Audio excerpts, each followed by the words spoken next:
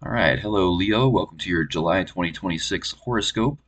Most of July is going to revolve around the themes that come up along with this Mercury retrograde here happening in your 12th house in Cancer. If you watched my Mercury retrograde video that I made recently, you'll know that the main theme that seems to be coming up through this retrograde is the reemergence of sort of very old childhood survival strategies and patterns that were sort of programmed into you from a very, very young age, probably way too young to even be able to consciously remember. But these patterns continue on into adulthood, and we tend to recreate situations like it's like an emotional dynamic in our world, just either through actions like subconscious actions or through manifestations. Like sometimes these things happen regardless of whatever you do physically, whatever choices you make.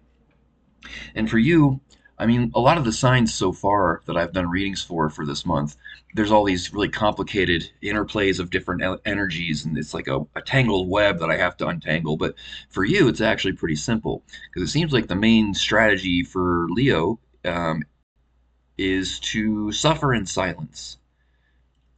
Keeping a lot of things to yourself. And Leos have this ability to really, they're very good at sort of controlling how other people see them. They're really good at putting out a specific image. There's a certain identity that they know sort of works, and it kind of accomplishes what they want it to accomplish. And there's like a reputation to uphold, with this Vesta and Ceres, these two asteroids here, combined with Saturn and Neptune here in your 10th house. Although Saturn and Neptune are in the ninth, but they're all close enough to influence each other. Yeah, there's like a very specific identity that you portray to people, like the crowd in general, like people in general, and it's the kind of thing where people are like, "Oh, Leo's always in a good mood. They're always okay. They're so positive all the time. They're so easy to get along with and just free, just easy going." Meanwhile, there's probably one specific person in your life over here with this Juno and Pluto, making his opposition. You see, there's a whole bunch of red lines right here going across the chart.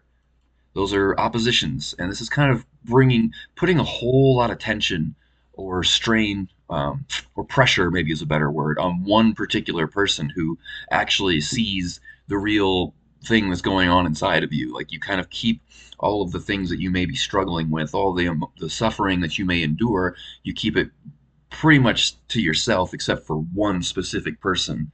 And then that one specific person starts to feel like there's a lot of pressure on them to sort of be responsible for your happiness, even though that's not your intention. You're not trying to make them responsible for your happiness, but that's how they end up feeling if there's one person that ends up being like your entire emotional support network because you have you maintain a social identity that ultimately may be used as an escape hatch. With Mars and Uranus here in the 11th house, there's an intense drive, a very powerful energy towards social interactions. But at the same time, it's like maybe you're finding with Ceres here, which tends to slow things down.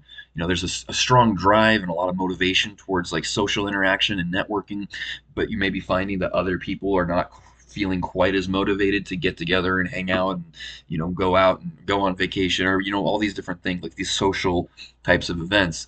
But the more you are struggling internally, the stronger the drive to socialize becomes, because that's how you can kind of set aside whatever's going on internally and focus on the crowd, the life of the party.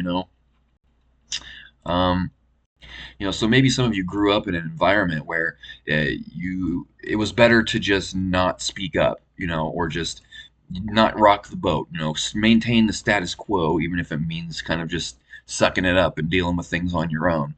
Whether it's because your parents were a certain way, maybe they weren't really all that equipped to handle something like the more emotional side of things.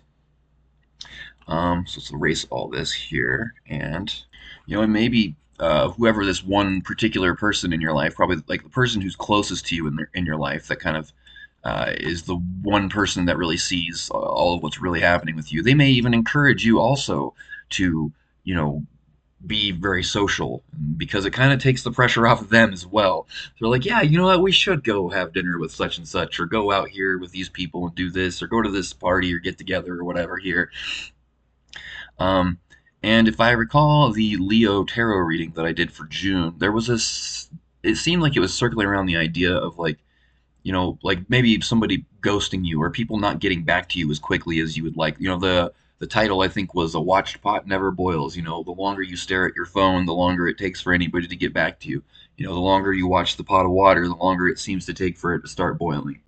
And there's a kind of an energy there. And if you are finding that you are running into situations where, maybe you're single or not, but for this example, and you're out being your normal, positive vibes only type self that you present to people in general, and you meet somebody and you start really getting along and you hit it off and you want to get closer to this person, but then the closer you get to them, the more they start to realize that the person, the easy, carefree, kind of always happy kind of person that you presented isn't really quite exactly who you truly are, and they start to get the sense that they're going to soon become like the main emotional support for you. So now everybody else gets the happy party version of you, and then this one person kind of gets the the side of you that's like all the suffering, the things that you keep bottled up. They kind of have to carry all of it.